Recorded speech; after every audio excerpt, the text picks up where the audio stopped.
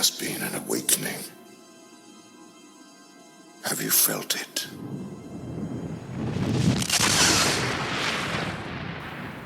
Hello again, everybody. I'm Mr. Watchtower, the voice of Apostate Awake, the podcast, available on this YouTube channel and available on Stitcher and iTunes. Links in the description, feel free to subscribe. In this video, I'm going to bring you a quick breakdown of a video that was used by Jehovah's Witnesses in the recent 2016 convention, which was all centred around shunning. If you want a full breakdown of what is termed as #the worst convention ever by Lloyd Evans, links will be in the description. I'm just going to focus on the shunning video itself. Here we go. It feels so good to be with my family and friends. When I'm with the brothers and sisters in our congregation, it's the best place I could be. Yeah, it's always good to be around people that confirm all of your biases. That feels real good. In-group, out-group mentality people at its finest. My children and I are so happy now. But it hasn't always been this way. My parents were missionaries when my mom got pregnant with me. Mom and Dad were very zealous, and people just assumed that I would follow in their footsteps. And for a while, I did. Okay, first things first. How old is this child? I'm going to say, between 8 and 10, I think? Between 8 and 10. She's just about to get baptised, people. That is her age of enlightenment. Heaven forbid she should ever go against any kind of decision that she may be making right now as an 8 to 10-year-old. Therefore, she had no pressure, right? I was the model child who was always held up as an example. Sure, the attention boosted my self-confidence, but it also put me under enormous pressure. It was like everyone was watching me, and I couldn't make a mistake. In my mid-teens, I began to feel torn. I liked the truth, but I felt so confined. In my experience, she may have liked the people in the truth. She may have even believed the truth, capital T. But she's under a lot of pressure. She's quite confused. She is a teenager after all. And now that she's having the doubts, she's having the confusion, and she feels the confinement, she's already, 5 or 6 years past her baptisement time? What the hell? I didn't tell anyone how I felt. I just pretended everything was all right and went through the motions. She didn't speak to anybody, and she just went through the motions. This is one of the problems when you are vilified for dissent. Anything that goes against the Watchtower's teachings means that you are on rocky ground, and you may well be on your way to apostasy, I guess. Children end up not speaking to their parents about things because they know that they can't, because they already know what the outcome will be. This is why I didn't speak to my parents about many things, and still do not speak to my parents about many things to this day. I envied kids who didn't have to live under so many restrictions. I love that these kids who aren't under many restrictions, the only way that they can possibly make it look in this movie that she's not confined to restrictions is that she has a heavy dose of makeup on. I think that's about it. And if they got the truth later in life, they got to experience the best of both worlds. I thought maybe things would improve after I graduated high school.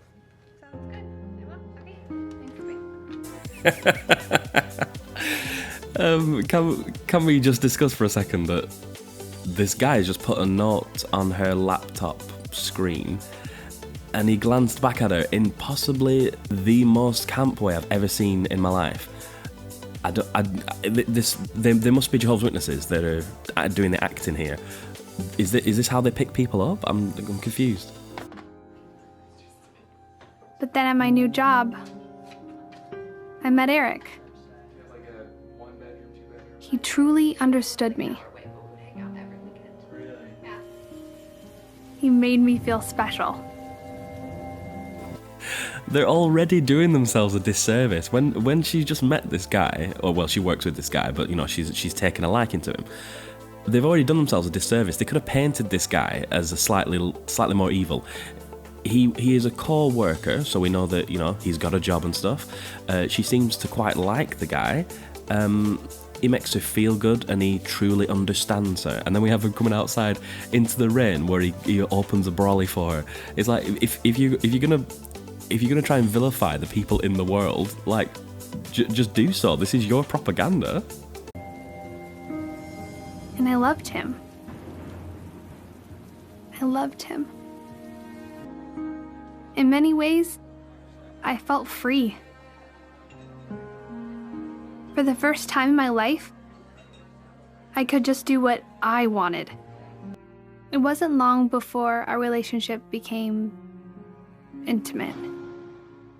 I felt guilt at first, but after a while, it just seemed that this is what two people who love each other do. Yeah, you slowly come to that realization, because the first time that happened, you can see that she obviously didn't feel right about it, and this is what happens when you are made not only to veer away from sex, but also without any real justification, you're encouraged not to masturbate either. So everything around sexual encounters is promoted as being evil unless it's within the confines of a marriage, and apparently in missionary position. And I was willing to give up everything for him. Everything. What did she give up for him? I assumed they're referring to her virginity, but besides that, I'm not sure what else. She did say, not 20-30 seconds ago, she did say, I loved him, and she also repeated that straight after with a little bit more emphasis, I loved him. So she's in an adult, loving relationship, and she has had sex with him. Oh my word, what are the Watchtower Bible and Tract Society going to do to this girl for her apparent evil nature? Looking back, my parents tried hard to do the right thing. To do things Jehovah's way. But because I didn't have a hatred for what's bad, I couldn't see anything wrong with my choices. I have an idea why she couldn't find anything wrong with the choices. It's because the choices weren't abnormal. They weren't wrong. They were appealing to her biological nature as well as her emotional well-being. So she's striving to break free, unconsciously possibly, to break free of a cult that demands so much of you that you feel confined. And she did feel confined, and she broke free of that and felt free and felt loved, and for that she will be punished. This eventually led me to do things I later regretted. Doesn't mean that everyone's going to regret it though, does it? Like, what if she's regretting it? Why is she regretting it? She's only regretting it because of the confinements placed upon her by her cult. I ended up getting disfellowshipped. Sonia Erickson has been disfellowshipped. It crushed my whole family. Okay, to continue the meeting, we may remember last month's service. Later, my father explained to me that I couldn't remain in the home because I refused to change my lifestyle. He told me I was having a negative effect on my younger brother and sister. And I'm out of this house.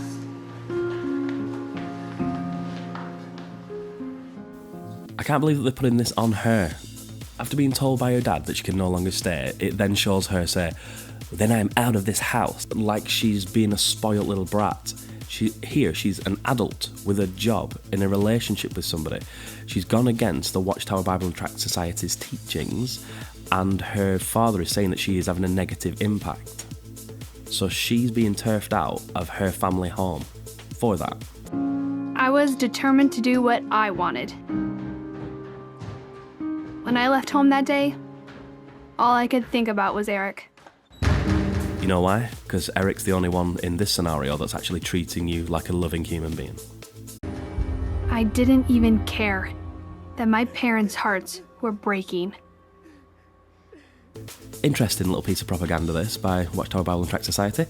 I didn't even care that my parents' hearts were breaking. I bet that is only true for the tiniest fraction of people this has happened to. Every single person that I have known that this has happened to, or have spoken to that this has happened to, or have read about that this has happened to, were absolutely devastated by this scenario. Watchtower want to portray this rebellious brat that's gone against Jehovah and doesn't care about her parents. Try and lay the blame on her. This is almost never ever true. Side note, that ding ding ding in the background just reminds me of turn around, every now and then I get a little bit terrified and then I see the look in your eye. Anyway. I didn't think about the devastation and disappointment that I had caused them. That I had caused them. It's all Sonia's fault. I blamed my parents for my situation. I even blamed Jehovah. Interesting. She has been ostracised from her community. Her friends and family have shunned her and she's been kicked out of her home. And even in that scenario, she's saying that she even blamed Jehovah. Now, a lot of people that go through this, they still believe in the teachings of Watchtower. They still believe in Jehovah. They still believe that the Watchtower Bible and Tract Society are right. They honestly believe that. So they couldn't be more isolated. This is just punishment for punishment's sake, to try and leave them with no hope so that they drag themselves back kicking and screaming, or don't negatively influence their friends and family. And by negatively, I mean the Watchtower's version of negative, which is anything that doesn't abide by everything that they want. My family missed me so much, even after all I had done. Even after all I had done, all you had done. What have you done, Sonia? You've fallen in love with a guy as an adult and had consensual sex with him. They're treating her like she's some kind of murderer or something. What helped them to remain loyal to Jehovah for the many years I was disfellowshipped? It was the Bible account of Aaron. Jehovah directly judged 2 of Aaron's sons and put them to death. In this case, Jehovah asked Aaron and his family not to mourn, in order to show the entire nation that they supported Jehovah's judgment. Mom and Dad saw that they needed to be loyal, just like Aaron. So what helped her parents while they had no contact with their daughter was a biblical account of a man who had his sons murdered by Jehovah, and Jehovah not only satisfied with having murdered these children, but also asked the parents not to mourn so that the nation would know that they were loyal to Jehovah. This is where biblical morality seems to just get a free pass for everything. They can, Jehovah's Witnesses and many theists alike, can hold their head high and explain that the Bible and God is some kind of like moral arbiter, even though we would not follow what Jehovah would actually do in any given circumstance. If God told you that he was going to kill your 2 children, you would take exception to that, but because it's an ancient biblical story, that somehow is a source of their power, a source of their understanding of the situation. Well, you know, when God killed those 2 guys, this is insane. They loved me and wanted me to come back to Jehovah. I tried to contact them. I just wanted to talk and to hear their voice. I missed being with my family. And they thought about reaching out to me. But they knew that if they had associated with me, even a little, just to check on me, that small dose of association might have satisfied me. When I started doing this video, I wanted it to be comedic. I wanted to sort of, laugh at the propaganda, like, haha, I can't believe Jehovah's Witnesses think this. Am I right, guys? Am I right? I can't really do this in a comedic fashion because it's not comedy. It's heartbreaking. What if that was her final call? What if that was her last call? What if she was close to suicide? She has nobody. She has no friends and family because they've all ostracised her. She has no friends and family because they've shunned her. She's been kicked out of her family home, and she's now with this guy. But her parents don't know whether or not she's with this guy. She could be single, she could be jobless, she could be homeless, she could be suicidal. That could have been their final call, and in some cases it has been the final call. The second part to this is that because this is propaganda to the witnesses to be shown at the conventions, they're explaining that if you had just a tiny bit of contact with that child, which you would obviously want to have as a parent, the child would feel somehow a little bit better by that. They would feel appeased. They would feel that they'd had some kind of contact. So maybe all hope wasn't lost. But the Watchtower do not want you to even have that tiny amount, because then you are influenced by that person who could be apostate, and you would have given them a glimmer of hope. It could have made me think that there was no need to return to Jehovah.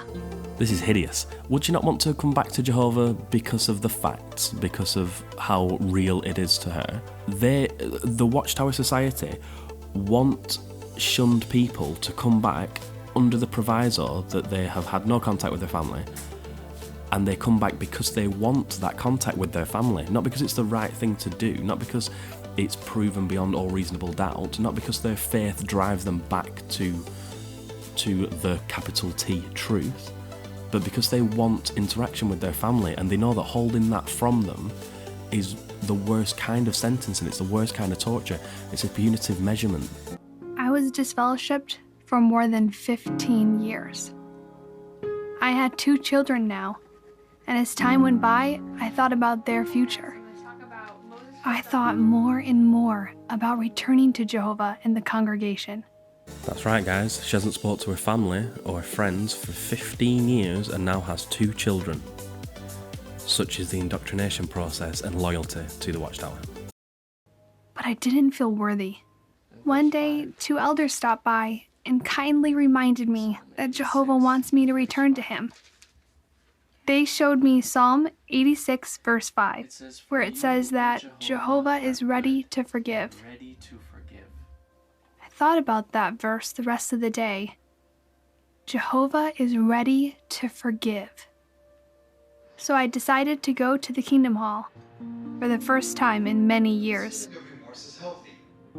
Yeah, you're not imagining that. She's sat in a box at the back of the room. She's sat in a box at the back of the room, presumably because she's separated still from the congregation. Yes, that's exactly why. She's separated from the congregation because her apostasy would be so potent, I guess, that it would infect the others. So even if you go back to the meetings, back to the congregation, back to the Jehovah's Witnesses, to try and reinstate yourself, you are still actively shunned by a congregation for a length of time. How loving. Was to take positive steps to correct our mistakes. It made me realize just how far off track I had gotten. I was determined to qualify for reinstatement. Nearly a year later, my reinstatement was announced to the congregation. Nearly a year later, it's taken her a year to be acknowledged as a human being again. I can't help feeling like, and I'm sure many of you do, and the same as what Lloyd Evans says in his series that I've linked to the bottom there. It's not uncommon for people to run back to their abusers, and I feel like she's been very, very harshly treated for doing something that is not. It's not wrong. It may be wrong according to your religious beliefs, but for 15 years she's been treated appallingly. She's been separated from her friends and family for 15 years, based purely on the reasons that the Watchtower wants to keep their people heavily entrenched, heavily indoctrinated, and they keep the in-group, out-group mentality. You're either with us or you're against us, and anyone that turns against us, don't listen to them because they're infected by the world. Sonia Erickson is reinstated as one of Jehovah's Witnesses. I was so happy. Of course, you've got your friends and family back. That's all you really wanted. Didn't even have anything to do with your belief system, because according to this propaganda, you believed the whole time, Sonia. You believed the whole time.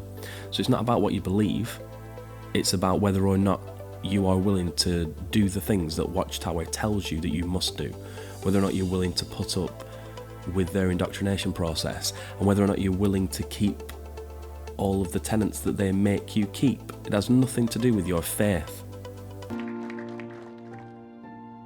The brothers and sisters welcomed me very warmly.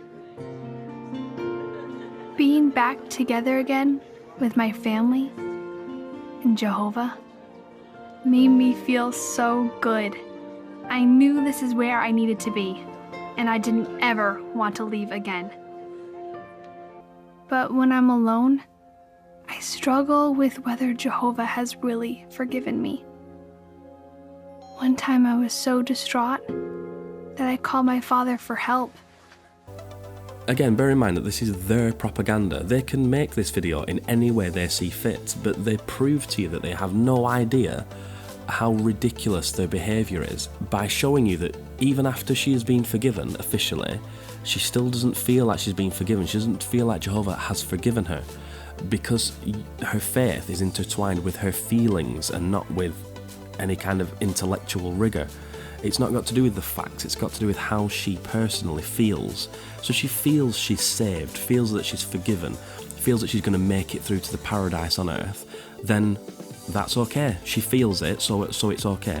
If she doesn't feel it, the reason she doesn't feel it is because she is haunted by the previous 15 years. She's felt like she wasn't going to make it through to paradise. She felt like Jehovah had fallen out with her. She felt like she was going to be judged, and that stays with you.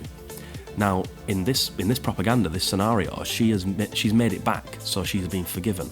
But think of how many people are out there right now that are shunned, are alone, they're taken away from their family, they still believe it to a large extent, and they still have this emotional feeling of never being forgiven. They have to live with that for a lifetime because they can't make their way back, because the preachings of Watchtower don't make sense to them. He comforted me with the words of Isaiah 1 verse 18, where Jehovah says that our sins, which are like scarlet or crimson cloth, can become white like snow. Was anyone else hoping that was Superman?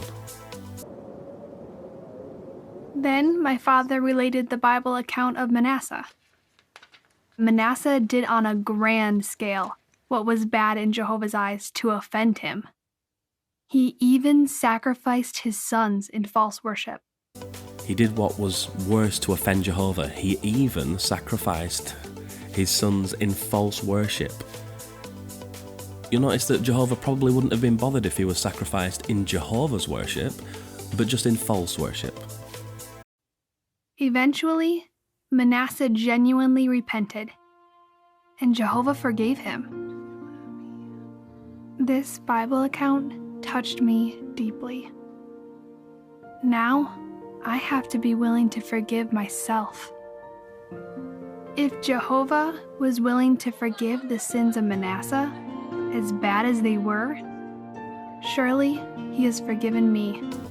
I know that she's trying to say that Manasseh was arguably worse than her, but where's the comparison? Manasseh sacrificed his children. He killed his children to a false god, apparently. That was more of Jehovah's problem, that he sacrificed them to a false god. But he essentially murdered his children, and that's it. Now he's forgiven. And Sonia's thinking, well, if he can be forgiven, surely I can be. For what? What a blessing to understand that Jehovah forgives in a large way. And now, I'm truly happy. A fictitious character in an imaginary scenario, pumped out as propaganda to Jehovah's Witnesses by the Watchtower Bible and Tract Society that wishes to control them. We haven't even touched upon here during this piece of propaganda with this fictitious woman and a scenario dreamt up by the Watchtower Society. We haven't even touched upon the fact that they are increasing their shunning methods. This here is standard practice, but they've tried to paint the best possible version of this scenario to their people, so that parents and friends alike will shun the types of people that are in Sonia's position. And what have they really delivered? They've delivered the scenario in which a girl who isn't off the rails, isn't doing anything vicious, wrong, she's not drug taking, she's not hugely disobedient. They could have painted her in any light they wanted, and what we had in the scenario is a decent, upstanding girl who got baptised before she was able to make critical decisions in her life, or most people would think. After having been baptised and making a lifelong commitment that could potentially mean that in the future, if she didn't live up to those commitments, would lose her family and friends, she then goes on through puberty, through her teenage years, with doubts and the feelings of restriction. Then we fast forward to her as an adult, where she is still an upstanding citizen with a job, still with friends and family, and she falls in love with somebody and she has sex with them. That is the only reason she's prevented from seeing her friends and family for 15 years, and her children never get to see their grandparents. They don't even paint the guy in a bad light. Other than the creepy winks, nods and smiles. Sure, he seems creepy, but that's not what they were going for. That's just what they think is flirting. This absolutely beggars belief. I don't know how Jehovah's Witnesses can sit down and watch that footage and then clap after it, as they did in the conventions, as Lloyd showed. Links in the description. I don't even know where to go with this. Again, like I said, I wanted this to be funny. I wanted my reaction to this video to be impromptu and just kind of like, oh, look at how ridiculous this is, guys. But every second of it winds me up. The only hope that I had in this video, the only hope that came to me very briefly, was when I saw a crimson cape flapping across the skyline over some mountains, and I thought Superman may be here to save the day. But no, Dogma wins again. Thanks for listening, guys. Feel free to tune in for the next podcast, Apostate Awake, the podcast. You can follow me at Apostate Awake. You can obviously go to the YouTube channel. You can feel free to donate as little as $1 per episode /show at Patreon, and you can subscribe on Stitcher and iTunes. I'll see you next time.